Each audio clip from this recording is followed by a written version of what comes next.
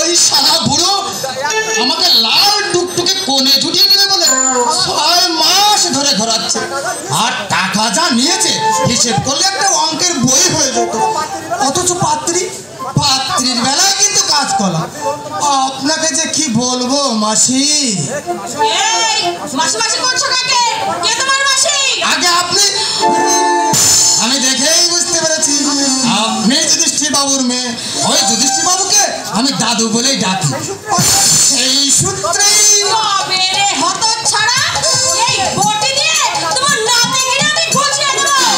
কেন মাসি আমার অপরাধ?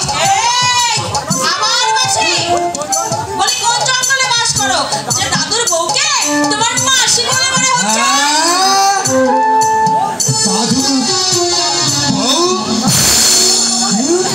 ওই শালা বুড়ো যুধিষ্ঠির বাবুর কপালে এমন সুন্দরী বউ জুটলো, অথচ আমার লটারিতে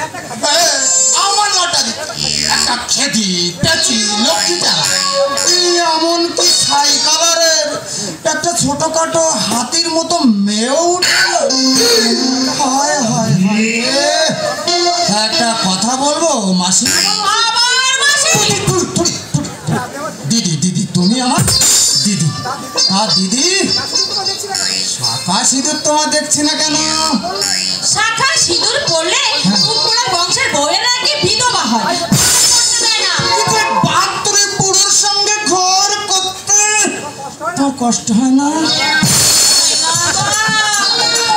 100 বার হয়, 1000 বার হয়। ভালো বর জুটিয়ে দেওয়ার কথা বলে দাদার কাছে ভুলিয়ে ভালিয়ে আমার বাড়িতে এনে দিয়েছে। ওমা এখন বলছে আমি নাকি তৃতীয় পক্ষের বউ। বিয়ে থা নেই, শাখা সিঁদুর নেই, এক রাত্রি সহবাস। মুখে ডেকে আমাকে বউ করে নিয়েছে। আমি শুই ছাদে আর ওই বুড়ো শুই নিচে। রাত মোড়া নাক দেখে ঘুমোয় আর আমি বিছানায় বালিশ চেপে ধরে সারা রাত ছটফট করে। যে কি কষ্ট নাতি, তোমাকে আমি তো বলে বোঝাতেই পারবো। আর বোঝাতে হবে না দিদি, আর বোঝাতে হবে না, আমি সবই বুঝি। ও দিদি আমিও তোমার মতো একই দুঃখী গো। আমিও সারা রাত বালিশে বুকে চেপে ধরে কাটি।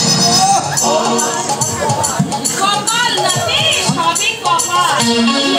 একটা ফুল ফুটে বল আর পেলাম কিনারে কাঠের মোড়া। আমিও তো তোমার মতো একটা লাল টুকটুকে কোণে ঢুকছি, কিন্তু পাচ্ছি কোথায় বলো?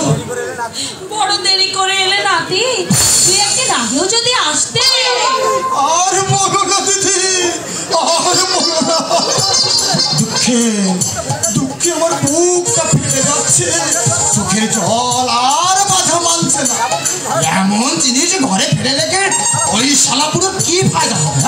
কি ফায়দা হবে? আচ্ছা যদি আমার গলায় ঝুলিয়ে দিত তাহলে আমি যত মালাম গলায় ঝুলিয়ে রাখতাম। একটা কথা বলবো নাতি। একটা কেন 20, 50, 100, 500 যত খুশি তুমি বলো। দিদি নয় নাতি, দিদি নয়, তুমি আমার নাম ধরেই ডাকো। বলো সূর্যমুখী, তুমি কি বলতে চাও?